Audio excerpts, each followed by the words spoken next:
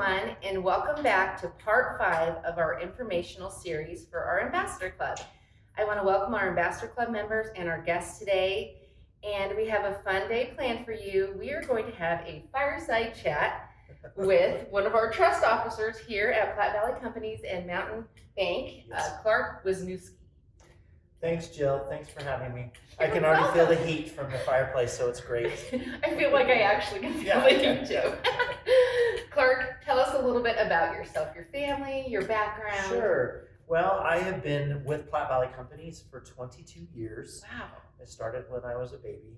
For sure. Absolutely. Yes, exactly. I've been in the banking industry for about 32 years, and I've been in the trust division of itself for 20 years. So, Clark, you barely look over 30. How is this possible? I appreciate that. There's a little side money going on here. Well, good. Well, tell us about your family. Sure. Yes, I'm married. I have a wife, Amy, who is a teacher at WNCC. Awesome. And I have a daughter who is attending University of Nebraska, but lives in Florida because of all the pandemic stuff, and so she opted to go that route. So Wow. I'm kind of jealous of her. A little jealous, and she is a beautiful girl, that's for sure. Thank you. Well, let's get started. Sure. Clark has put together some questions for us, some of his most asked questions, and so we're excited to present those to you today. So our first question, Clark, is can you briefly explain what you do here at Platte Valley Companies in the Trust Division? Sure, yeah, I'd be happy to do that. When somebody has a trust or a will that they want us to bank to probate or work for, they would name us and nominate us to do that in a fiduciary capacity. And so by doing that, then we're charged with taking care of their estate and all of their assets. And that was actually going to be my next question, what that actually means. Yes. So you kind of covered that, Yeah. but tell us a little more if you want to. Sure. About the fiduciary role? Capacity. Yes, the fiduciary capacity, yes. And so that's just kind of a term that we use in our line of business. It's when you are actually working for someone else and you have to do it in a prudent way. So we can't just go willy-nilly and have fun with your money. We have to invest it appropriately and conservatively as well, since we're working for the beneficiaries or for your estate. So we have to look at that factor when we make investment choices for you, and those kinds of things. So that's what that means. That kind of Okay, that's a good explanation. I appreciate that. And why would someone want to set up a trust and have the bank manage their assets? Well, that's a good question, and we get that question a lot. And there's several reasons why that people would want to do that. Number one, we live in a very kind of rural area where our kids move away to Orlando, Florida. Exactly. And so when we die or when we can't manage our assets anymore, we actually need to help with that or somebody to do that. And so having a local person here that can take care of it and having it be a bank is even better. The other reason too is our expertise. We deal with this on a day in and day out basis. And so having somebody that knows what the role is and what the duty is going to be, I think is a very important part of it. And then, and then this is kind of the icky, sticky part of our job, because sometimes there is some family dynamics that would create some stress in between, siblings and family members and that kind of stuff. And having the bank step in as a referee is sometimes a really good thing to do if you're worried about having that happen to your final division of asset. And I think that happens more than people realize. You're very good at. And I think we always tell people too. It's like the kids get along happy, everybody's fine when mom and dad are alive, and then the gloves come off sometimes, and that just happens. So it's just life. Good. I'm glad that people will have that option. Yes. And you're full of knowledge, so that's a positive thing.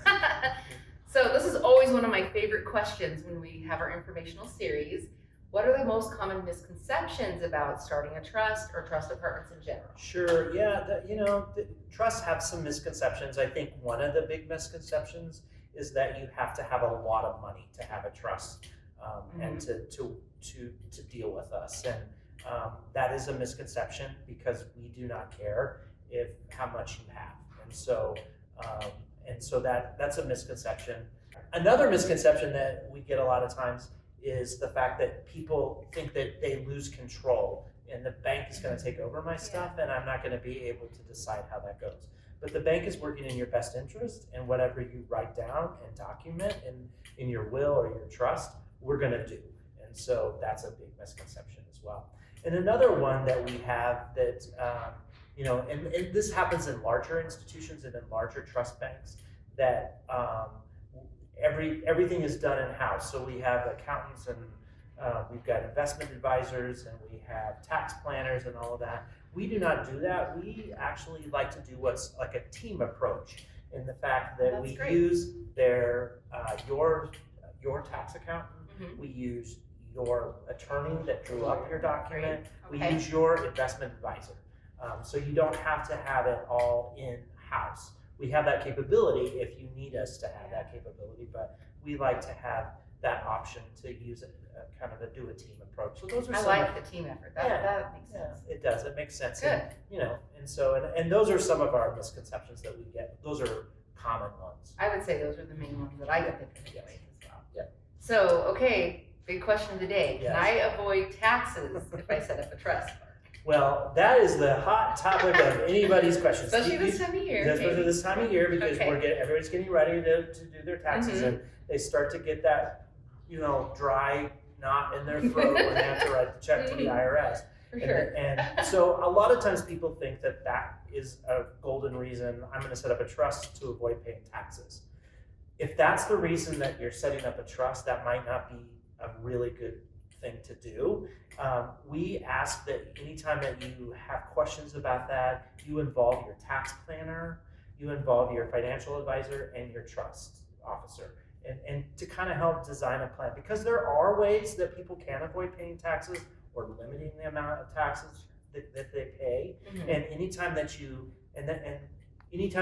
hire somebody to do that, to help you with that, is going to be a good thing. But here again, it's the team effort. Team effort. I agree. You Yeah, got to have your tax advisor and your trust officer and your legal counsel kind of all in that discussion, because there are ways that you can mitigate that too. So and then another reason that everybody always asks me this question about trying to you cannot get away with paying inheritance taxes in Nebraska. It's just a fact. So it's expensive to die in Nebraska, or to live in Nebraska and die. Both. Yeah, exactly. So, from a tax standpoint. True. That's a whole other topic and a whole other day series. Exactly. Another series topic. Yeah, I love it. Yeah. So if I wanted to set up a trust, could you do that? Do I need to seek legal advice? What should I do? We would tell you to go seek some legal advice to do that. We do not write trust documents or legal documents in that regard. We're more than happy to talk to you after you talk to your tax planner, because then what we can do is kind of go through that and help you decide whether or not, help you to decipher some of the language maybe that an attorney has drafted in a document. And we're always happy to do that and discuss that with you. So that's good. And there's no cost or obligation to you, to the bank, to do that. So we're happy to do that. Okay, Clark, we have time for one more question. Any other advice from you, Clark, today? I would say my biggest advice to people is that you really need to review your estate plan on an ongoing basis. A lot of times what we do is we go to the attorney, we draft the will and the trust, and we put it in a folder, and we never look at it again. Yeah. And every once in a while you should be digging it out, kind of looking at it, making sure it's the way you want, because things change. Life events happen. Yeah. Spouses die, and all that kind of thing. Children, have more children and grandchildren and all that stuff. And so you want to make sure that that's all provided for. So we ask that you would review that maybe once a year. It's a good time to do, just have that as your New Year's resolution. I'm gonna pull out my trust and. Well, good. That's a great New Year's resolution. I like it. Yeah, and review it. So that's kind of a major thing that I always tell people about, because you don't want to get into a document that is old and outdated and doesn't really apply to what your situation is. That's great. Well, Clark, you have given us some fantastic information. I'm so excited that Clark visited with us on a fireside chat today. If you do have questions for Clark, can you give us your email and your phone number if they have questions? Sure. My phone number is area code 308-633-9201. And my email is cwisniewski@pdbank.com. Or you can also reach us on our website too, we have a tab on the pdbank.com. And if you have more questions about Ambassador Club, about upcoming events, please contact myself. We have an awesome trip coming up in the fall that I'm sure you want some more information about. So my email is jallen@pbbank.com, or you can call my phone at 308-633-9308. This will be available to watch again on our website, www.pbbank.com. You can also look on our Facebook, and please share it. This is great information that we'd love to get out to the public. So Clark, thank you so much. Thank you for having me. This is great. Thank you. I love it. Thank you so much. Yeah. Thank you for watching today. Have a great day.